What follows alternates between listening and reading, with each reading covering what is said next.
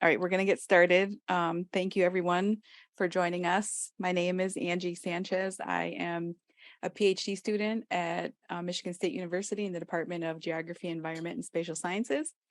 My research focuses on increasing access to breastfeeding support resources in Indigenous communities.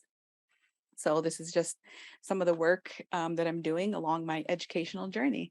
I have brought along my two friends, Kim and Cami, who are two Indigenous IBCLCs, to help us educate and learn just some of the different things that we come across as Indigenous people, but also as Indigenous breastfeeding or chest feeding people. So this current webinar is a talk on intergenerational trauma. And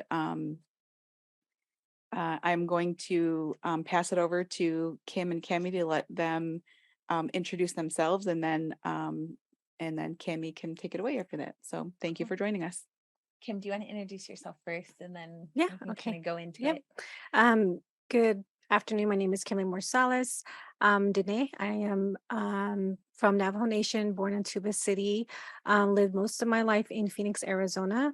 Now I currently live in Humboldt County, Northern California, with the Hoopa, Yurok, and Karut tribe.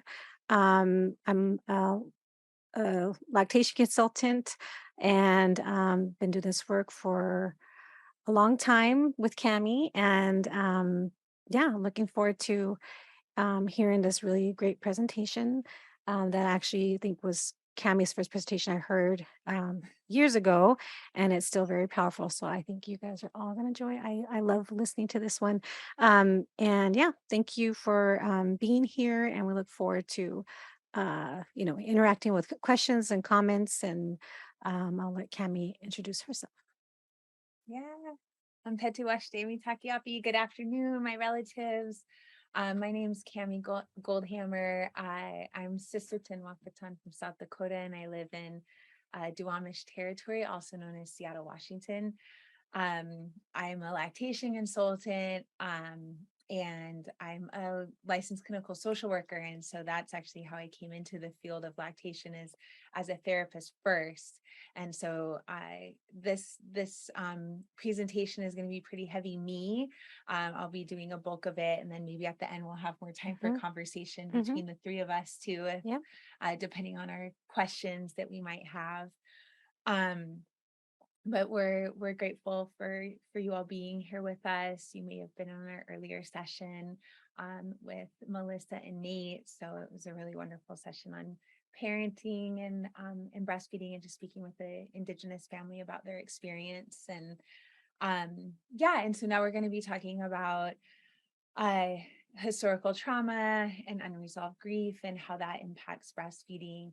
Um, and Kim and I last night, we were kind of talking about, we do a breastfeeding training and have a pretty much our first day and a half is on historical Hmm. trauma and unresolved grief, and that's what we spend a lot of time on of our 5-day training.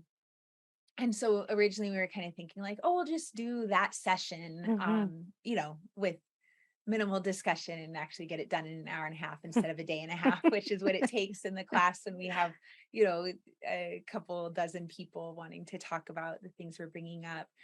But then I had mentioned to Kim last night, I was like, hey, what if I did my gorilla talk? And she was like, yeah, do you do that? So we kind of switched it up a little bit. Hmm. It's still very relevant, but I'm really grateful for this opportunity to share this information with you all. So I'm assuming people can see the PowerPoint, right? And we're good there. Cool. Okay. Oh, that's what needed to happen. All right. Thank you. Um, so I'm gonna just go ahead and get started. And again, if you all have questions or anything like that, please feel free to put them in the chat. Um, but yeah, so we have about 90 minutes for this one too, right? Or just Yes. under? Okay. All right, cool. I think I can do this in 90 minutes. Um, so um, I want to start out by actually sharing a little bit about my breastfeeding story, which I don't I will often allude to it, and some of you may have heard me talk about this before, if you've been in trainings that Kim and I do. But my breastfeeding experience was a really formative experience. Like I said, I was a therapist. I worked for a tribe, and my area of specialty as a therapist was the impacts of historical intergenerational trauma on attachment and bonding and parenting practices in the Native community. And so I worked as a therapist for a long time, starting at the beginning of my career. And yeah, it was just really incredible work. I worked with families that were involved with the child welfare system. And a bulk of it was just basically preparing kids to come home to their parents. So working on building those bonds and attachments with their parents who they maybe not been with for a very long time, or preventing removal. So kids that were really close to being removed, to kind of help to build those attachments with their parents and vice versa. And so, at that time, I was doing really good work. I was really involved around, knew a lot about attachment and bonding and things like that. And this is all before I became a parent. And so when I had my daughter, when I was 28, so I was pretty old by Indian standards the first time I had my baby. And at the time I was super excited about having a baby. It was very much a planned pregnancy. Um, I was, like I said, 28. It was planned. My husband and I were married. We've been together for like 14 years when we had our daughter. Um, we both had good jobs. We owned our home, just kind of had like all the things, right? Um, and nobody talked to me about breastfeeding. Like it was something that hadn't even come up. I was using a midwifery practice. I participated in centering pregnancy, which for some of you, especially in the healthcare field that might be on here, might know centering pregnancy is a group prenatal care. So every month I met with other parents who were all due in April 2009, and we had all had our prenatal appointments together with our midwives. We shared a midwifery practice, but I chose a hospital-based midwifery practice. And so the reason I share all of that is because, again, I had kind of like all the things going for me for when someone is like, quote, ready to have a baby. But at no point had anyone talked to me about breastfeeding, including my midwives. And I didn't take a breastfeeding class, and I really hadn't even thought about how I was going to feed my baby at all.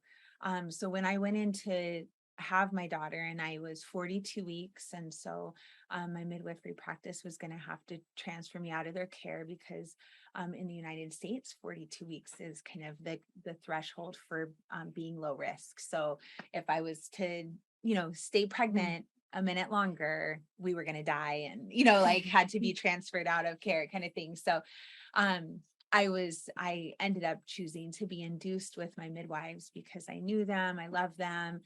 They had supported me through the loss of my first pregnancy. And so I had a really strong connection with these midwives. And so I went in for my induction.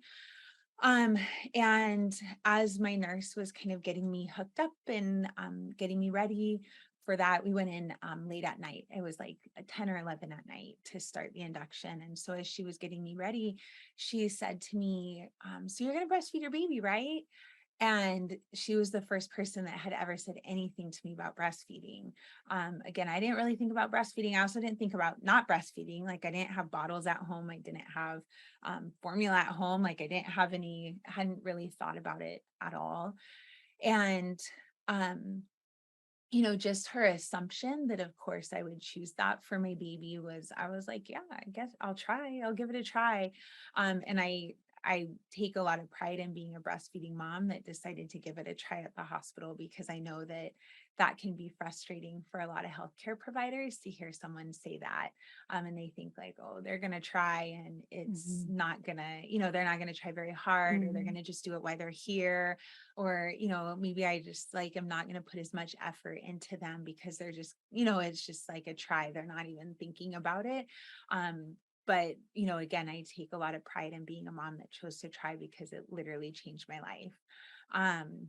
and I'm really grateful for that opportunity to give it a try. Um, so anyhow, I had about a 24-hour induction. And in 24 hours, I went to about 1.5, almost 2 centimeters.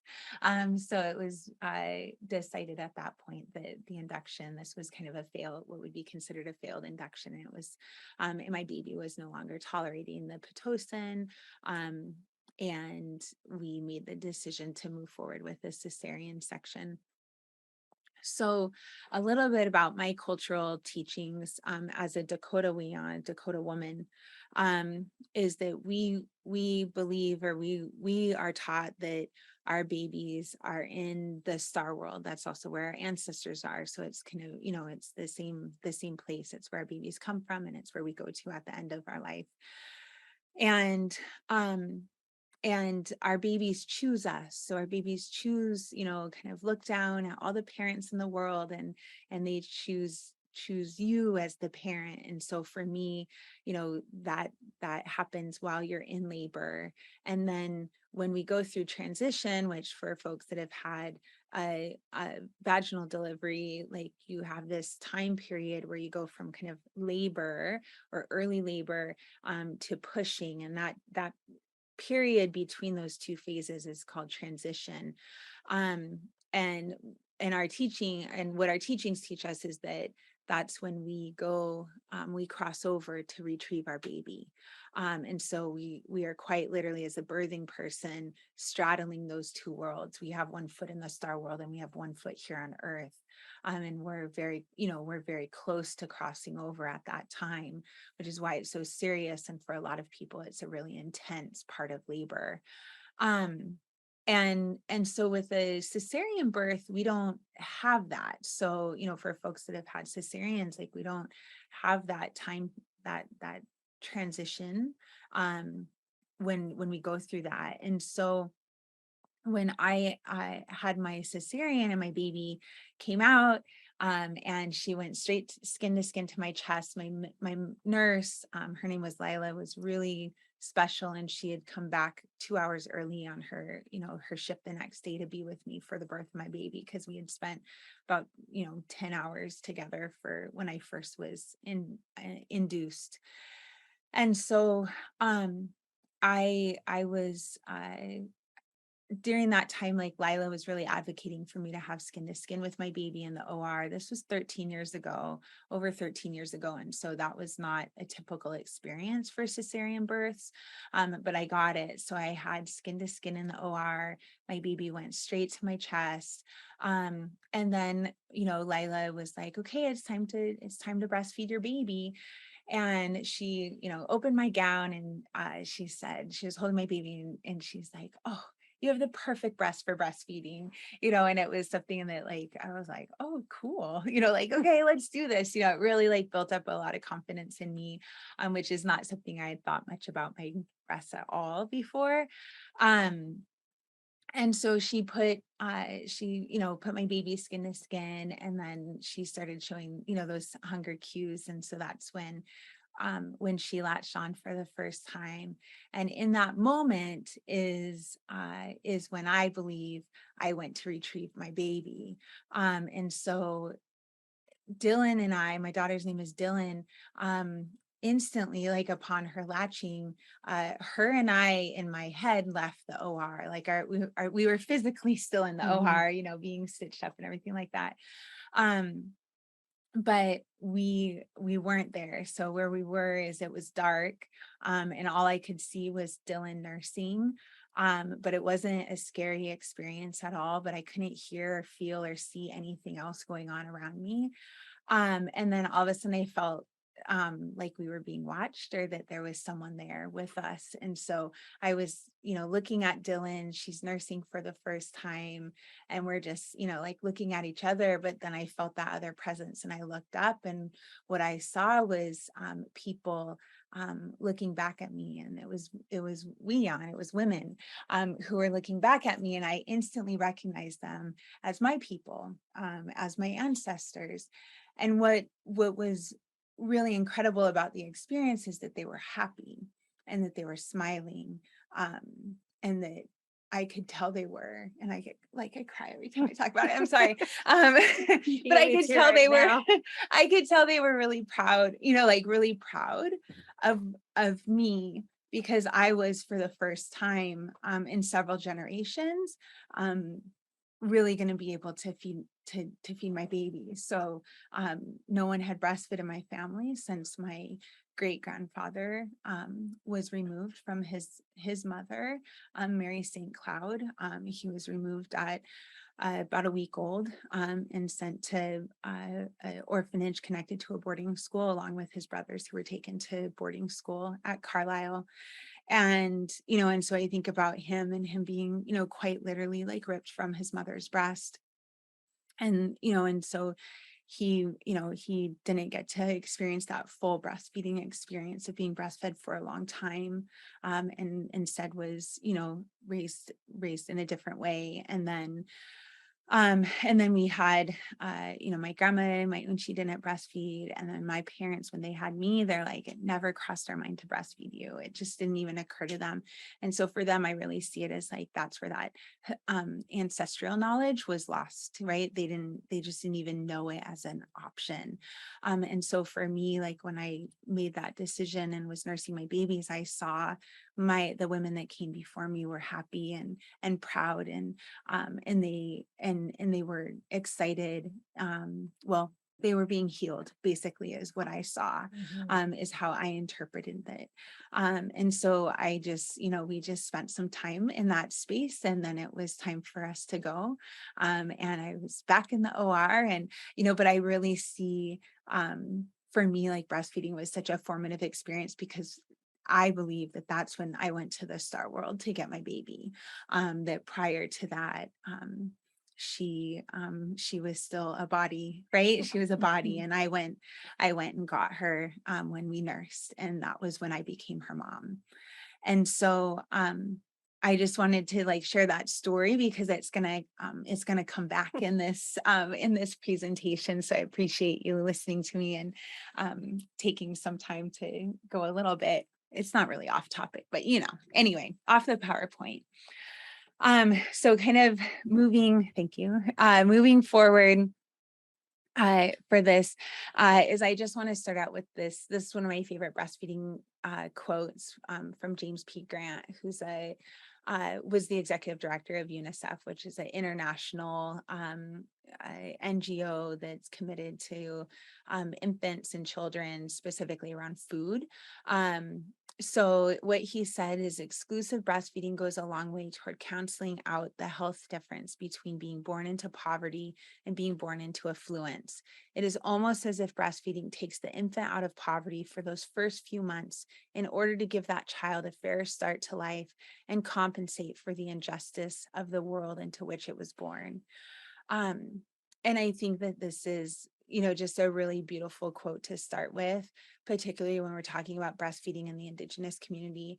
On our last presentation with Melissa and Nate, we talked about how breastfeeding is ceremony. It's this postpartum ceremony that we go through, and it's a really important time period for babies, to connect with their caregiver, with the one who gave them life.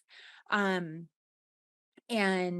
it's this ceremony, and so we want healthcare providers to really understand that. And it's also this thing where we see a lot of, and I don't even like to call them benefits, because there's not really a biological benefit to breastfeeding. It is our norm. So there's only risks associated with not breastfeeding.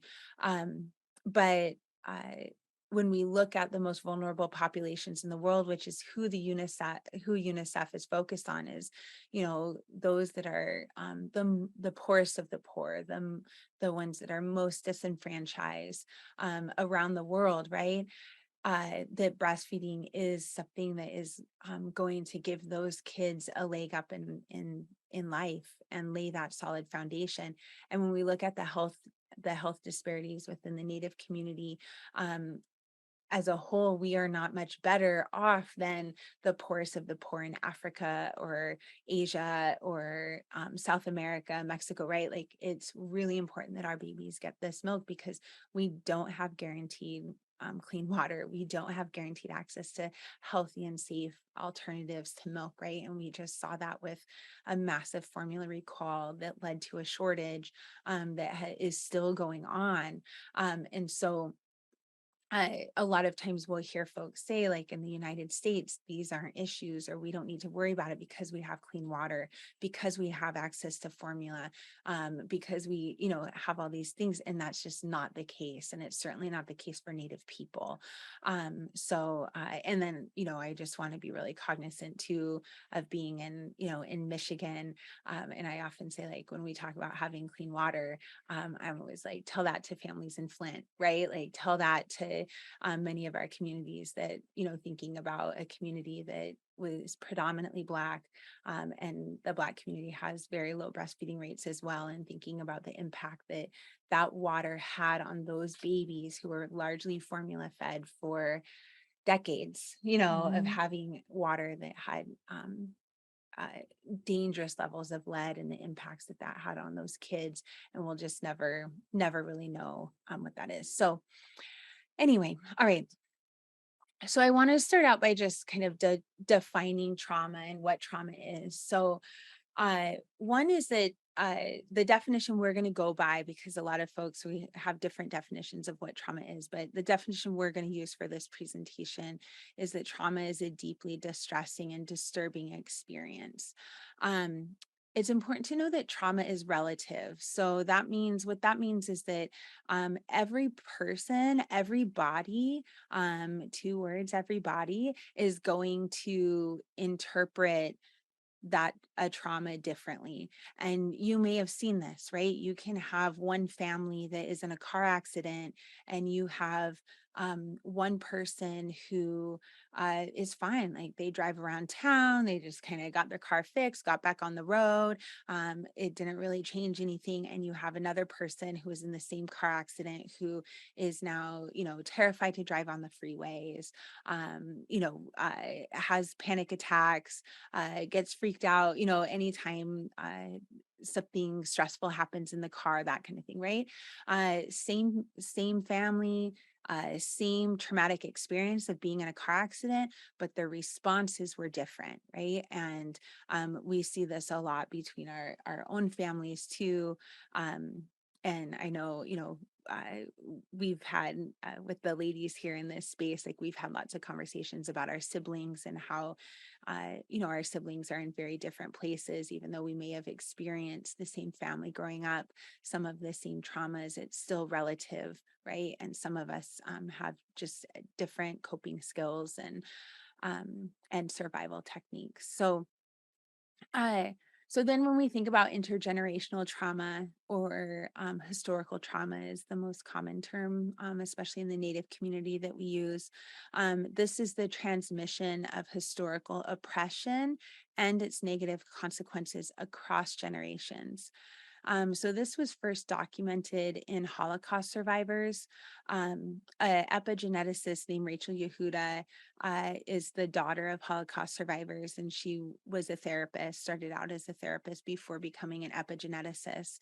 And like I said, her parents were both Holocaust survivors, and they came to the United States as refugees, right, from Europe.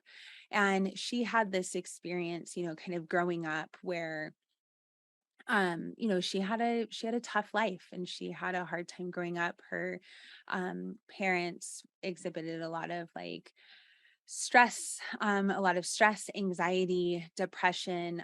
She also noticed that they were, they were pretty hyper vigilant, very protective, and very insular. So her family, settled in upstate New York in a community that was largely Jewish, and largely survivors. And they really didn't, like, communicate or work with folks outside of that community.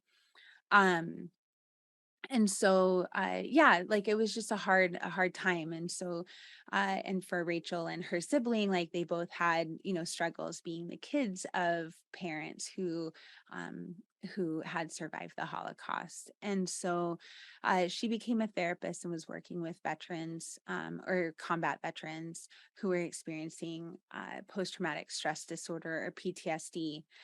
and I was doing some cognitive behavioral therapy or CBT therapy, and was noticing that these veterans were improving. Their lives were getting better. They were having more joy. They were able to experience more things, and were happier, and having less, symptoms of their PTSD. And she started making these connections between these combat veterans and the community she grew up in, right? Holocaust survivors. And feeling like what she was seeing with her family and her in the community she grew up in was PTSD, right? She was noticing that they were very similar. And so she wondered, could this get better? Like, could treatment, could therapy help them?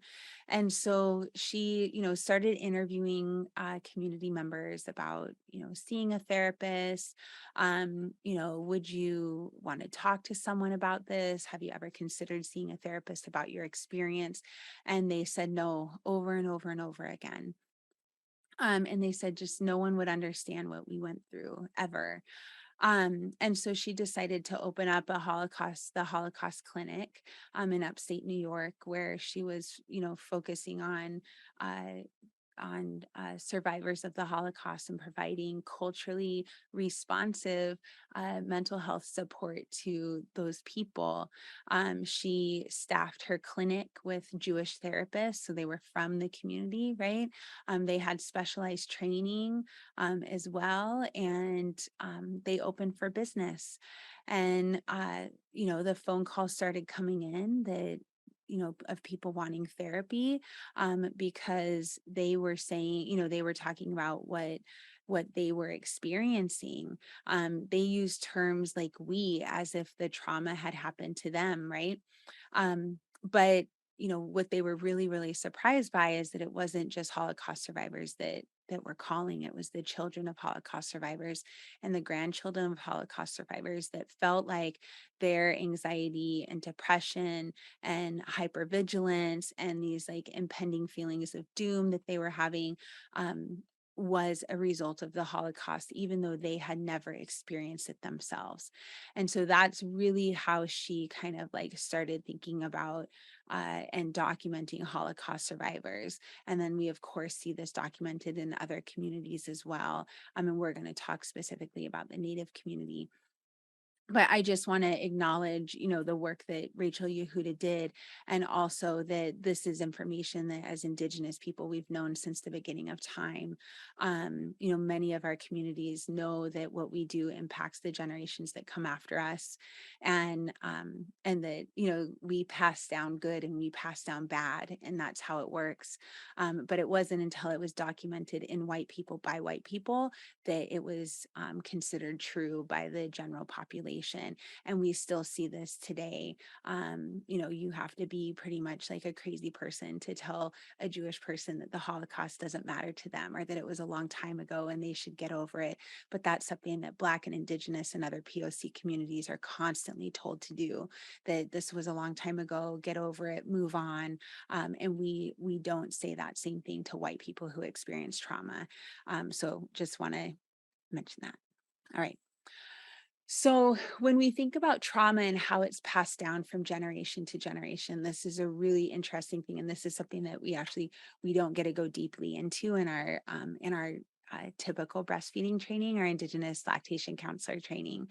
Um, so the way trauma works, or why we would pass it down, or how it gets passed down, is one is that we have cortisol in our system, and cortisol is one of our primary stress hormones. When and prior to learning about breastfeeding, it was my favorite hormone. I loved cortisol and loved reading about it. And now oxytocin is my favorite hormone, which is the hormone that makes our milk flow and feel really warm and lovey and gooey when we're with people that are safe and make us feel good. And so that's oxytocin. That's why we get teary-eyed when we're talking about good feelings. Oxytocin is what does that.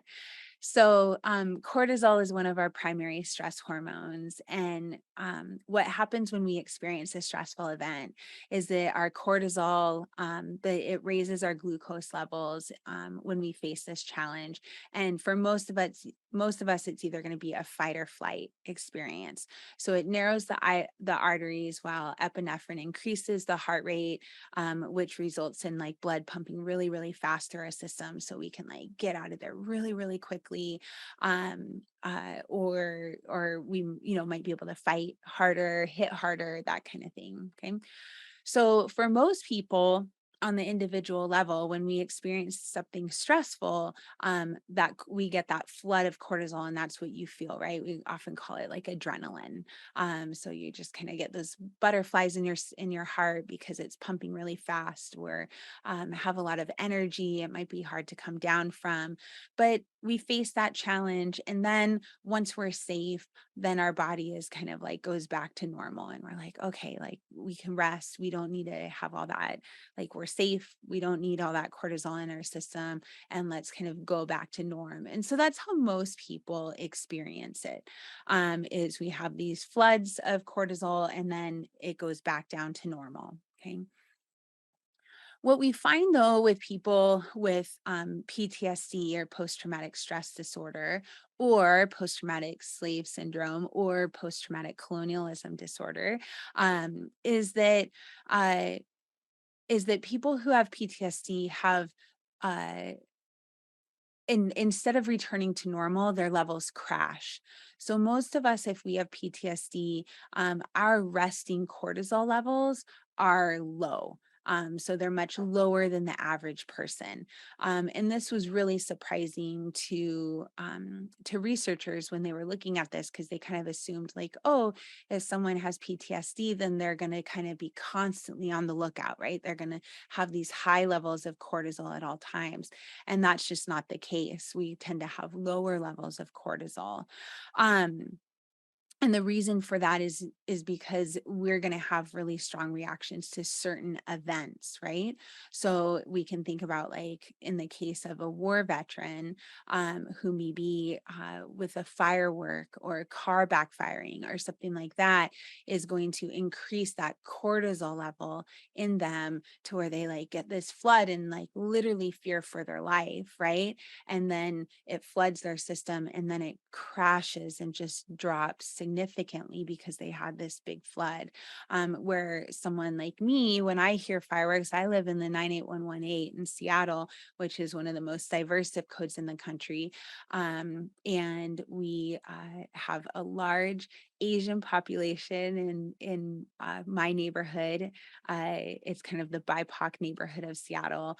And so we have fireworks going off all the time. Chinese New Year, lunar. I mean, they're just like every event, there's fireworks going off. And so when I hear fireworks now, like I don't think anything, right? Like I'm just like, oh, whatever, because it doesn't increase the cortisol in me. I'm used to it at this point. Um, so then, when we think about like that, those big shifts in cortisol, or these big increases in cortisol, is that then gets imprinted on our DNA. And so we talk about how DNA can't be changed, and that's true. Like we can't make a baby have blue eyes if that's their DNA says you're going to be a blue-eyed baby, right? But if we think about, there's all these other markers on our DNA. So I like the analogy I like to think of as light switches. So thinking of every single DNA double helix, right, has just millions of little light switches on there that, depending on our experience and the events we have, get flipped on or get flipped off, right? And so that then is passed down to the next generation. So we have to kind of think about, like, why is it, right? Like, why is it that we pass this down? Because from an evolutionary perspective, it doesn't seem right that we would pass it down, right? Like, why would we pass down trauma? There can't be a benefit to that. But what it's doing is actually telling a baby of, like, hey, this world isn't safe for you, right? So when we as Indigenous people who have experienced, 700 years of colonialism at this time, and trauma after trauma after trauma, from an evolutionary perspective, our body cannot safely tell our baby, hey, you're being born into a world that is going to love you and care for you and ensure your safety and stability, and you don't have to worry about a thing, right? Instead, we deliver our babies into this world and we pray that they're going to make it, right? And live a long life. And we see this similarly with our Black relatives of just kind of like, you're being born into this world that is not made for you. And some would say is actually made to further perpetuate the genocide of your people, right? And so you need to be able to be stronger. You need to be able to run faster. You need to be able to fight harder because you are being born into the world that is going to require that of you. Right. So that's kind of the evolutionary benefit of why we would pass trauma down to those next generations. And we saw this with the 9/11 study, which was actually done by Rachel Yehuda. And I don't, know the age range of folks that are on this webinar, but at this point, like the babies kind of post 9/11 babies are, some of them are adults now, right? So it's been just over 20 years since 9/11. And what Rachel Yehuda did in the research she did is that she looked at pregnant people. So it was 250 people who were pregnant and they witnessed 9/11. So they were not, they didn't watch it on TV. They didn't, hear about it. It wasn't kind of later on watching a documentary or something like that. These were women that were in New York, Jersey, Staten Island, right? And they watched airplanes fly into the World Trade Center and thousands of their neighbors and community members die. Um, and they were pregnant while this happened. And so Rachel Yehuda took these 250 pregnant women and she tested the cortisol levels of their amniotic fluid, right?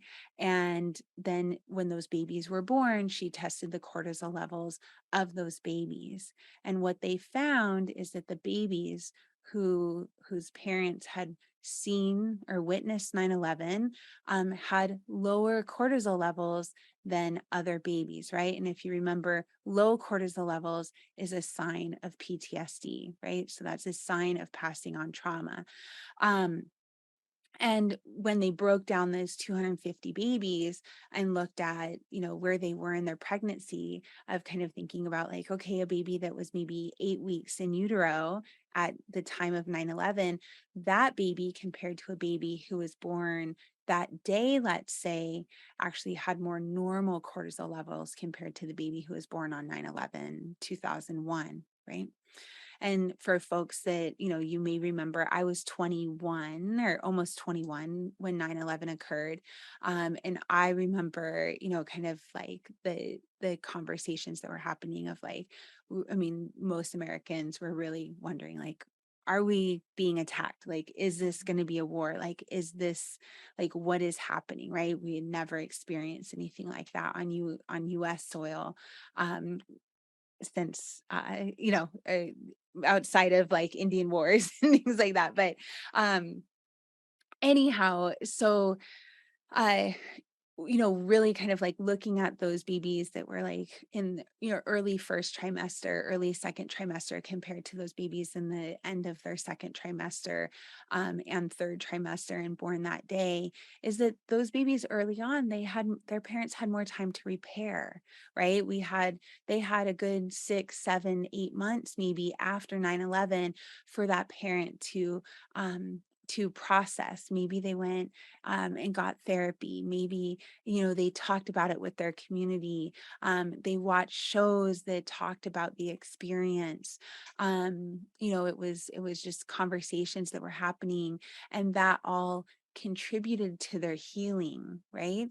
And so that those babies then had closer to normal cortisol levels versus that baby that was born that day, is that mother had to very quickly on a biological level figure out a way to tell her baby, you're being born into a war zone.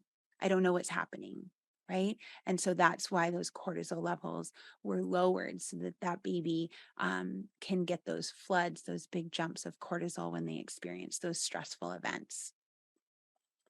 We also know that trauma has a deep connection to physical illness, and is connected to a lot of chronic illness, things like that. And oftentimes in the Native community, we call it a soul wound. And just like trauma can be switched on, that light switch can be flipped on. We also can see that resilience light switch flipped on by trauma when someone experiences something traumatic, and that's definitely for me. I always really think of like that's what switched on for me, and I don't know why that is, but yeah. So I'm actually going to skip. Well, actually, I'll mention this real quick. So this is just talking a little bit about a really incredible documentary that was done on PBS several years ago, called Unnatural Causes. And it was a documentary series that was looking at the health disparities of the descendants of um, uh, Africans of chattel slavery, so enslaved people in the United States, so Black folks. Um, and it was looking at the health disparities, and when they were specifically looking at the infant and maternal mortality rates within the Black community, what they were trying to figure out why is this happening, and this is still happening. There's a really incredible documentary that I just watched on Hulu called Aftershock about this as well, and I highly recommend it. But really looking at why is it that Black moms have such high maternal mortality rates? What is the reasoning? And these doctors that were doing this documentary, they looked at things like socioeconomic status, education, things like that. And what they found is that no matter what, however you control this, that Black babies and Black mothers were more at risk compared to their white counterparts, so about 4 times more likely to die. Um, and one of the things that often comes up is people always want to go to biology, and is there something in them, right? Is there something about Black people that they're more likely to die, or the babies are more likely to die? And so they started looking at Africans, right? African immigrants, and saw that when African people come to the United States, they actually have fairly high maternal mortality, or sorry, fairly high survival rates. So their maternal mortality rate is about the same as white people when they come to the United States. But within one generation of living in the United States, their maternal and infant mortality rates are equal to their Black counterparts. Right. And so that's why this documentary is called Unnatural Causes, because it actually is looking at the impacts of racism and historical trauma and colonialism, and the weathering and the ongoing stress that it poses and causes on Black women. And that's what puts them more at risk for dying. And that's something that I think is really important for the healthcare professionals that are on here, for us to recognize that it is not, and we see this a lot in the Native community as well, of putting the onus on Black and Indigenous moms to survive their birth. And if we just knew more, if we just could recognize more or do more to protect ourselves, when really it's this system that we're a part of, and the ongoing weathering and stress that it causes on our bodies, that puts us in danger. So I want to talk a little bit, share a little story of a family in Seattle. So this is a 3 generations, so 2 mothers. So we have grandmother Jamoki, mother Nadiri, and baby Yola. um, and so Jamoki was a mom who was raised in foster care, so she wasn't raised with her family, with her relatives, and she was raised in care. She never found that like forever home, was never adopted, and so she was raised in a pretty institutional setting for most of her life. At the age of 17, she became pregnant with her first child, and was her caregivers were helping her to plan for that pregnancy and that birth experience. And they were pretty worried about her ability to parent because she had been, parented in an institutional setting for her entire life at that point. And so they, did classes with her. They got her a baby doll to kind of practice holding a baby and things like that. But in the end, they really just had to kind of wait and see what happened. Um, so Jamoki went into labor. She was planning on having her baby at home, so outside of a hospital. And she had a really hard labor, so a really, really hard labor. And she pushed for about 6 hours. And for anyone that's had a baby, that's a really long time to push. And so she pushed for about 6 hours, which is when her care team decided to make the move to the hospital. And so they ended up going to Swedish Medical Center in Seattle. And Jamoki was put under general anesthesia because at that point she was going into shock and panicking over the situation. So she was put under general anesthesia, and her baby was born via vacuum extraction, so a vaginal birth that she was put out for. And Jamoki was out for at least the rest of that day into the following day. And her baby during that time was held by other people, was fed bottles of formula, right? Because she was hungry and needed food. And basically everybody touched her baby except for her, right? So when it was time for Jamoki to get her baby the following day, she was not interested. So she didn't want to hold her. She showed no interest in her. And unfortunately, Nadiri was also then raised in not with her family. So Nadiri was essentially raised in foster care as well. She never found that forever home either. And had just never got that experience of a forever home. So Nadiri ended up having her getting pregnant. Oh, and I should say actually, that's a really important thing is Jamoki's partner and Nadiri's father. He died unexpectedly about 2 weeks postpartum, and that was kind of like the final straw for Jamoki, where just any attempts at connecting with her daughter were over at that point with such a significant loss. So we have this little baby, baby Nadiri too, who lost their father, and their mother. And so Nadiri ended up again being raised in care, never found that forever home, so was largely in institutions, and found herself pregnant at the age of 17 as well. So she was actually planning an out of hospital birth as like her mom. And again, the caregivers were like, what's going to go on? Like they tried to do the things, they tried to, teach the classes, get her to attach and bond with this baby in utero. But in the end, they just kind of had to like let it go and see what happened. And so baby Yola was born, and she had a great birth. So baby Yola was born at home in her natural environment. But she came out, and Nadiri showed no interest in connecting with her baby. So she didn't want to hold her baby. She didn't want to touch her baby. And so the caregivers stepped in and they started taking care of Yola. They held her, they cuddled her, and they fed her lots of bottles of formula. And Yola, like her mother and grandmother, was never raised with her family. So this is the family that I'm talking about. So these are the gorillas at the Woodland Park Zoo in Seattle. And I learned this story because my daughters and I were watching baby Yola's birth. So they live streamed her birth on the internet. My daughters, who at the time were going to be animal midwives and were super into, like all things babies.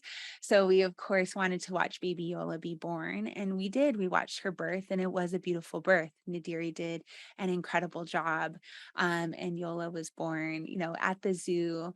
And she came out, and Nadiri literally got up and walked away. And I was just kind of, I mean, I remember thinking like, what's going on? And then, you see kind of a person eventually come in and take baby Yola. And I just kind of figured like, this is zoo life. Like they're going to check out the baby and see what's going on. And so we shut our computer and just were like, that was awesome. Right. But didn't think anything of it. And so a few days later, I got online to go see like when can we go see baby Yola? Like we wanted to see her and Nadiri together. We wanted to see her nurse. Like we were talking about all the things and we're really excited about it. And there was an article in the Seattle Times that said that baby Yola was going to be hand raised by humans. And there was a really small paragraph in this large article that said that it is next to impossible for gorillas in captivity to raise their babies because they don't know how to mother. And I was like, wait, what? Like gorilla, like how does this happen? And so it really sent me down this rabbit hole of of gorillas in captivity and like just all this stuff. And so when we watch gorillas in their natural habitat, they are very social and it is a very mother-centered environment. So you have um, these families of female gorillas and their kids, and they all hang out together. They visit with each other. They teach each other how to do different things. They nurse each other's babies. It's super duper social. And every once in a while, like the silverback comes in after like, protecting the territory and pounds his chest and maybe, tries to make another baby. And then he leaves and the females continue doing their thing, right? They parent and they auntie and they grandma and they do all the things. And so when we remove a gorilla from that environment where they don't see mothering, when they have their babies, they don't know how to do it. And I think that this is something that's really important and why we often say in our breastfeeding class is one of the biggest myths we can tell people is that mothering is natural, or it's instinctual, because we can see even in gorillas, our close primate relatives, that it is not natural. It is something that is learned. And so we know that by seeing mothering, seeing affection, seeing breastfeeding, that matters and that makes a difference, right? And so thinking about humans as well, when we remove mothering or remove breastfeeding from our communities, we then don't know how to do it, right? And when we look at, well, I'm getting ahead of myself, so I want to share an additional gorilla story which I learned in my breastfeeding training. And it wasn't until I started researching baby Yola that I remembered this story, which was at the Arizona Zoo. This was back in the 80s, like 83, I think. Is there was a gorilla there that was pregnant and she was going to have her baby. And the zookeepers were really worried about her ability to parent because they knew that when gorillas in captivity have babies, that they don't parent, and they don't feed their babies. And like humans, gorillas that don't get gorilla milk have poor health outcomes. And in a zoo, working with endangered species and things like that, that's not what they want, right? They want these strong babies. And so they know that gorillas getting human milk or getting gorilla milk is really important for their long-term survival. And so they were trying to think of all these different things. And then some genius zookeeper was like, let's call La Leche League and see if they have any ideas.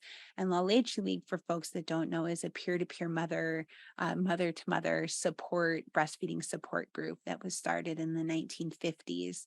And it just, it's moms that breastfeed that provide support to other moms that breastfeed in their community. And so the zookeepers called La Leche League, and what La Leche League knew about breastfeeding is that seeing breastfeeding, seeing mothering, seeing affection is how we learn how to do it. It's a really important part of it. And so they had the idea that if they just went to the zoo and breastfed in front of the gorilla, that maybe she could learn how to do that. And so they did. And for a couple of days, you had different La Leche League moms going to the zoo, sitting on one side of the glass, holding their babies and nursing their babies in front of the gorilla. And this gorilla, over the course of a few days, started showing more interest in her baby, who was on kind of like the other side of like bars, is the way it's described, like kind of like a gate.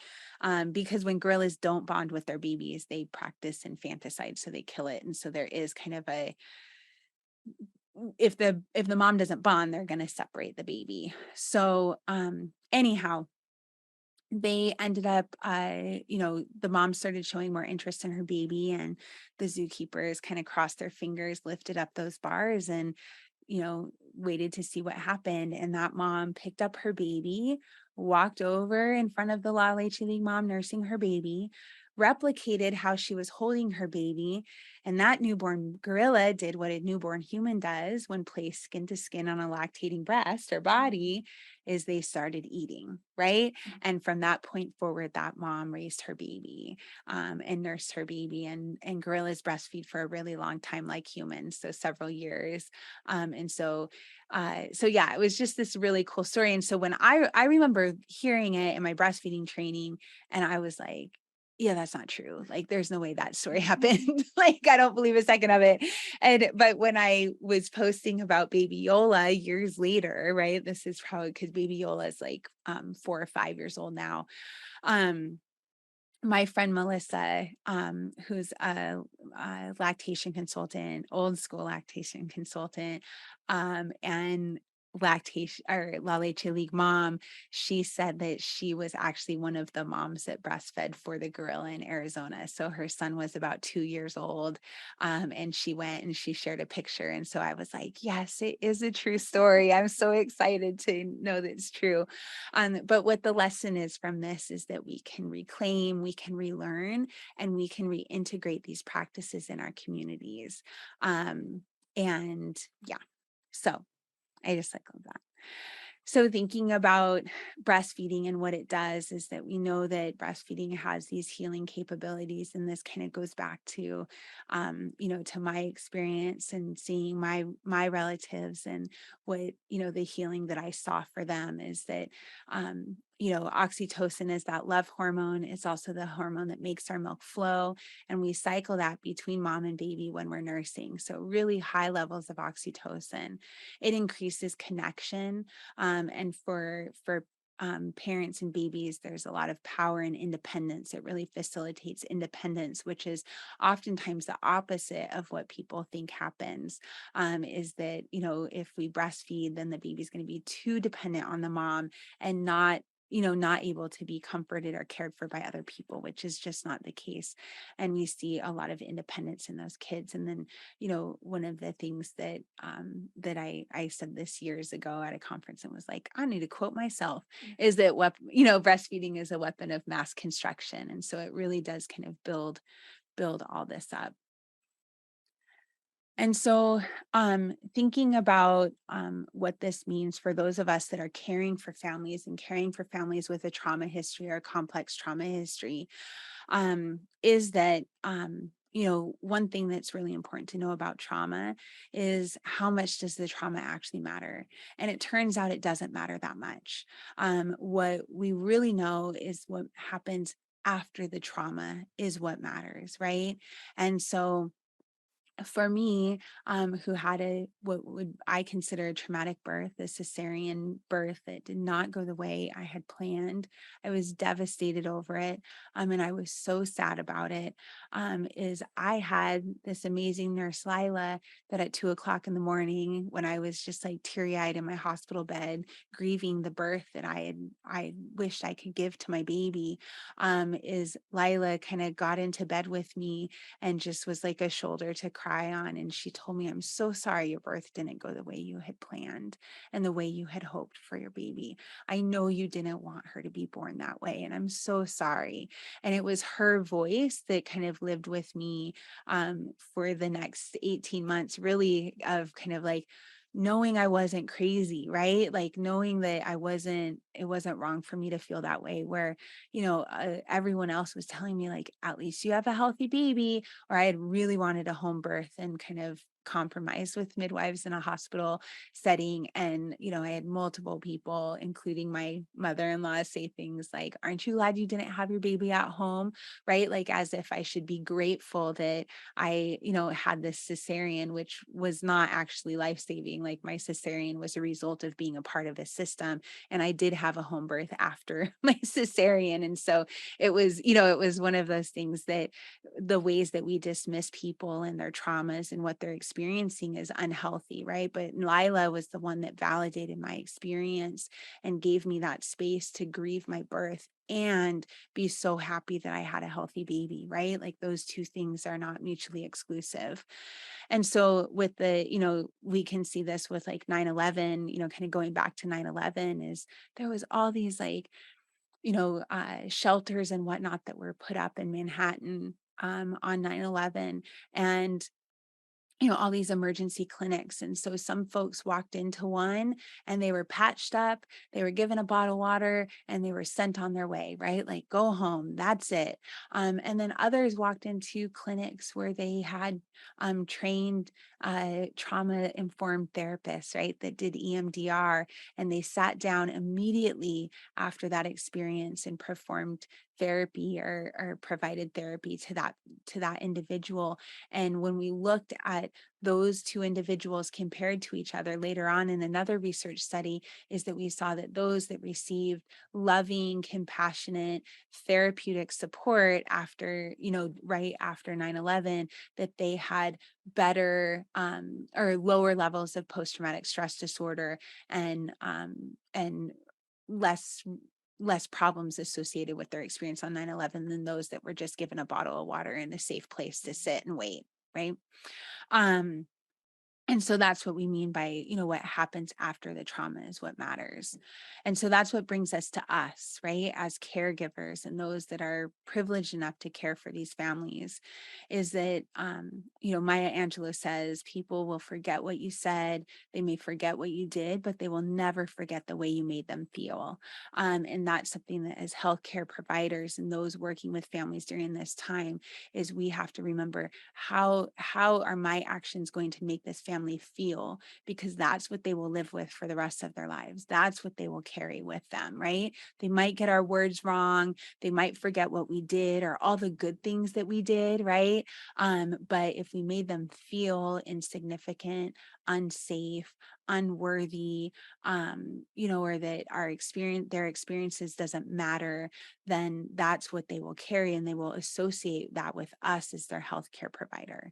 Um, it's really important that families with complex trauma histories feel secure with us. And my favorite definition of security is that it is trust in the possibility of goodness, and that even when bad things happen, good things follow. And, again, as caregivers and people working in community in this way, we can't protect our families from the bad things that are going to happen to them, right? Like, we don't have that power. I wish that we did, but we don't. But what we can be is that soft place for them to land. We can be the people that hold them after that traumatic experience and make them feel safe and secure. And it's important for families to know that we're here for them and that they're worth that time, right? One of the things that, like, one of my philosophies, I guess, philosophies in life, is that, kind of like, one is I fall in love with people really quickly. So it's really, I mean, I can like love someone almost instantly upon meeting them. And I kind of, every interaction I have with a person, I think of it as like, this, like, my whole life can end right now. And I'm going to be with this person. And so I'm going to give them the love and attention they need, right? As a doula, as a lactation consultant, as a therapist, give them that love and attention as if they're going to be the last person I ever speak to, right?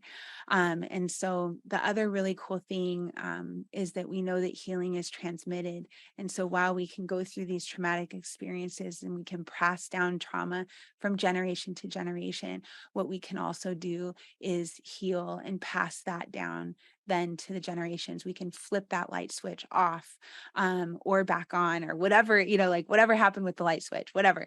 But we are able to transmit those that healing. And again, that's what I saw in my experience when I breastfed my daughter for the first time, is that what I was doing, right, by me breastfeeding my daughter, that I had flipped off that light switch that had been flipped on in previous generations. And I could see the happiness on my ancestors' faces, that I was going to be parenting my baby and doing good and being a good mom for my kids. All right. So I'm gonna end by talking a little bit about basketball. Um, so I want to share a clip. So some of you may who watch basketball or college basketball, but this is Bobby Huggins, and he's is don't even know. I don't even follow college basketball anymore, but I used to really love college basketball. Yeah, is he still a coach? Okay, all right. But he was a coach at West Virginia, and he was a pretty prolific coach. He was angry. I think these faces, these pictures of him are pretty representative of the type of coach he was. He was constantly yelling and angry, and was just really hardcore. And constantly thrown out of games. That was just his MO and how he coached. And so we're actually going to watch a clip of a player, Deshaun Butler. This was during the 2010 NCAA. So they're in I believe this was the Final Four game. And yeah, it was. All right. And they're playing against Duke. And Deshaun Butler was a really talented basketball player. He had an NBA career ahead of him. And we're going to watch a clip of him getting hurt. And this was actually a career-ending injury for him. He did go on to play in Europe, but it's not the NBA. So Okay, real yeah. quick before we get into that, Yeah. Mark, is there going to be an issue with the sound coming from her computer? Yeah. I don't even know that this sounds super important Oh, more okay. than the It's more of the video. action. Oh, okay. Yeah. That's fine then. Yeah. No big deal. But we'll see. Okay. We'll see. You might be able to hear it. But thank you. Good question. All right. So we're going to see this, him get hurt. So he tore his ACL, sprained his MCL, and had 2 bone bruises and, kind of permanent damage. And so when I was watching this was in 2010. So I was about 4 years out of social work school, little baby social worker, super into, the therapy I was doing, and working with families with complex trauma histories. And when I watched this game, I was like, oh my gosh, Bobby's a social worker. He is, doing what we do when people experience a traumatic event. So I'm just going to press play, and I'll kind of, hopefully it'll work. Okay. All right. So I don't think any sound's going to come up. Okay. But I can describe it. Okay. So that's Deshaun. He just went up and got hurt. They'll show a replay, but I just want you to watch him, what's happening to him. So he's on, this was, 2010. So we weren't flopping as much in basketball at this point. So he was, he's hurt. You can see he can barely stay still. This is the medical dude for the team, hey, you cool? You all right? And Deshaun is, he's crying, he's reeling in pain on the floor. So really, really, really hurt. Okay. No good. Right. So this is just the replay. All right. So here comes Bobby, right? And you can still see Deshaun is still in a lot of pain.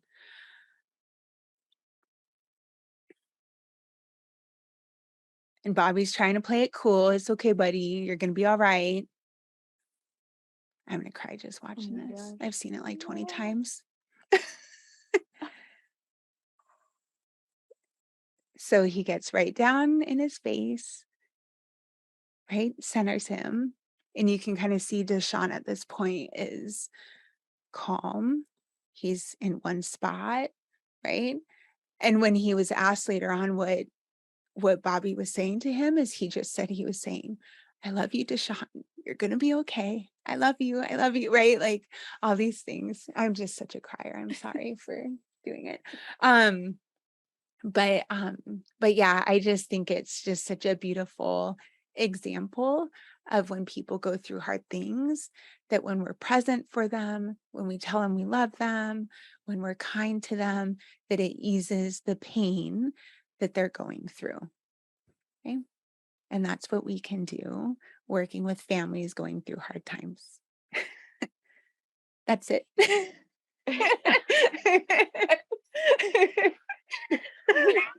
Not expecting again.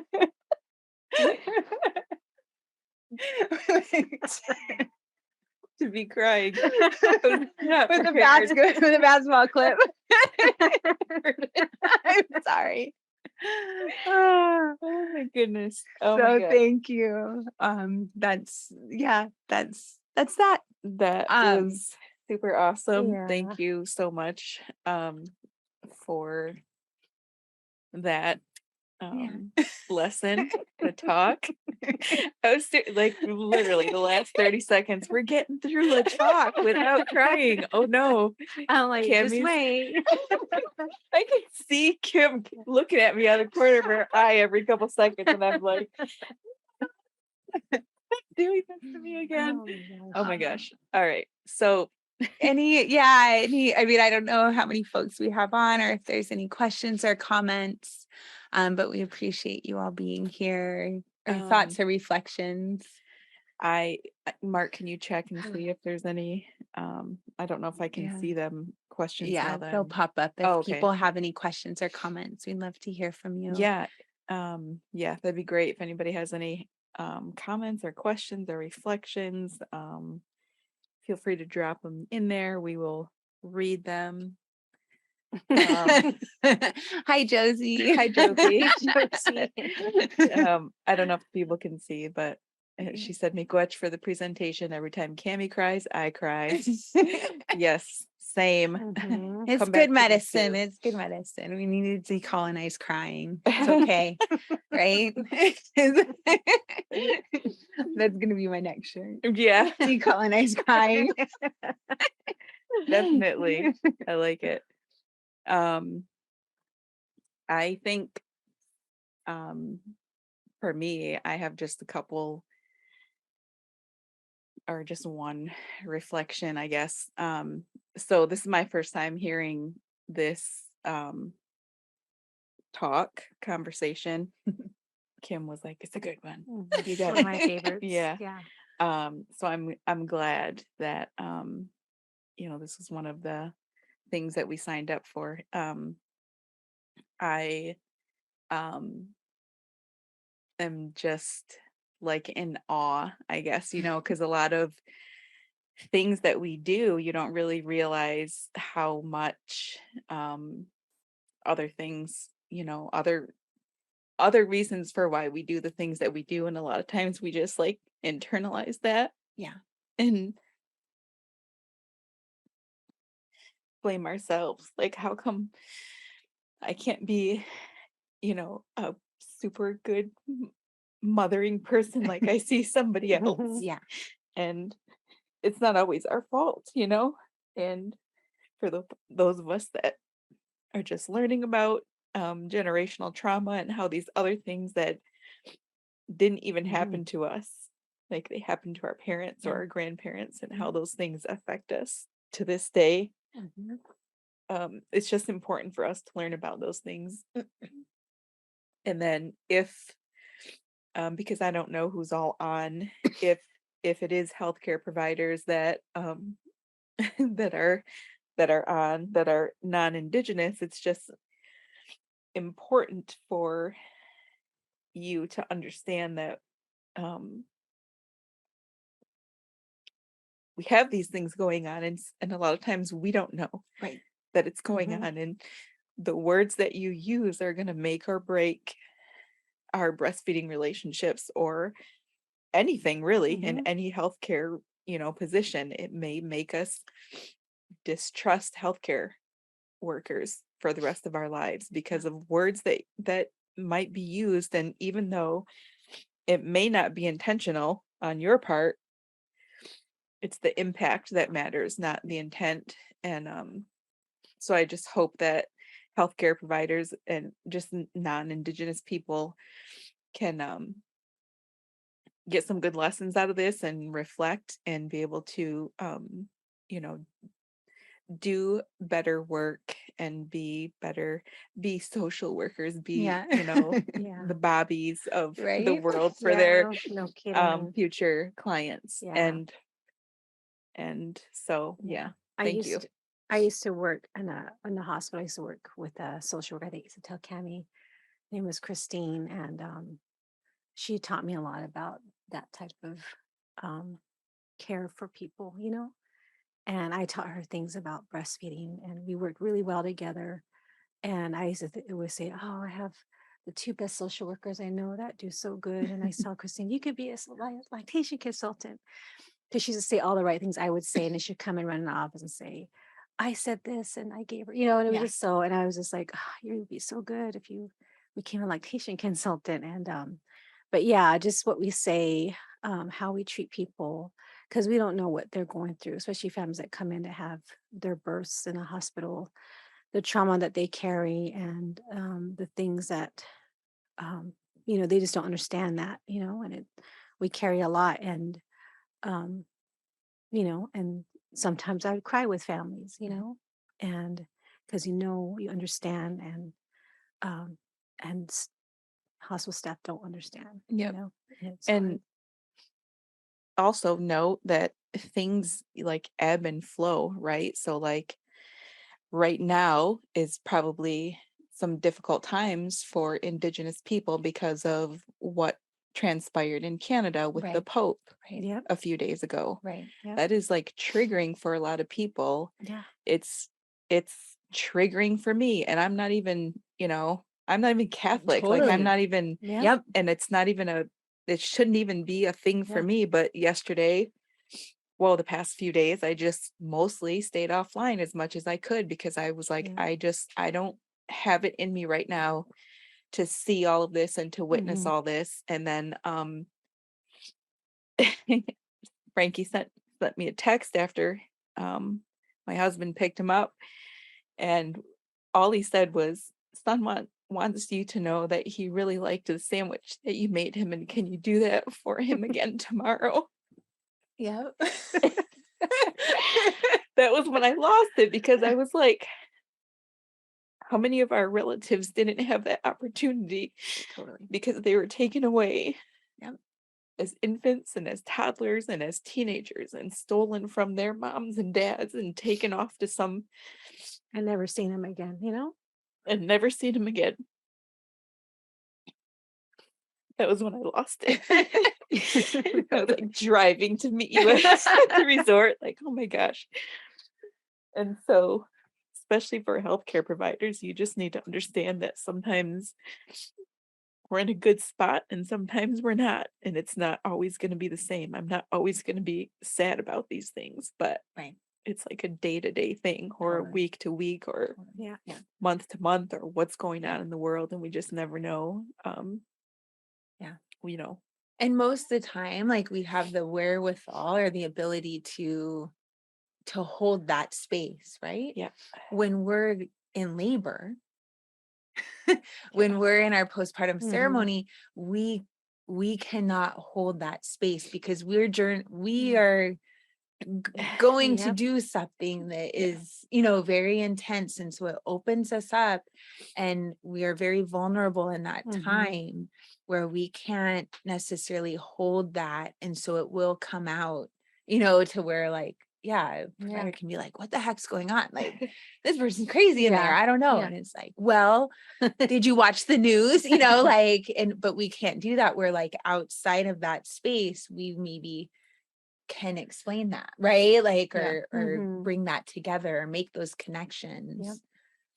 But in labor, like, we can't. Yeah. It's just all open, like it's all out there. Yeah. So I see. Hi, Jacqueline. Hi, I see Jacqueline raise her Yeah, hand too. I she don't know did. if She still raised I her don't know hand. what that means. Like, I if think she has a comment or a question. I don't know if we can bring, or Jacqueline, you can put in your, because I know she made she wrote a comment. Yeah. But I don't know if there was like something else. And you could always just put it in the chat too, if we can't actually figure out how to. Yeah. I don't know what Anyway. that means either. Mark just high-fived you back. I'm just gonna read it. Oh, Oh, sorry there's about just that. no big deal. All right, Okay. never mind. All right. Are there any other Yeah, questions that anybody questions, has? comments? Yeah, feel free to drop them in the Q&A section, and yeah, we'll see if we can answer them if anybody's got anything. And I came here without makeup, and I'm Oh. glad that I didn't put makeup on because Okay, it'd chat. be all over the place. Okay, the chat's disabled. I see. Oh yeah, I don't know how to turn that on. Maybe that's something I got to fix before the next one too. I'll have to get All right. that fixed. Is it on now? Okay, Okay. it Yeah. should be on Chat is now. on now. So if you have any comments or questions, you can put it in the chat if that's easier than using the Q&A. But we appreciate your time with us today.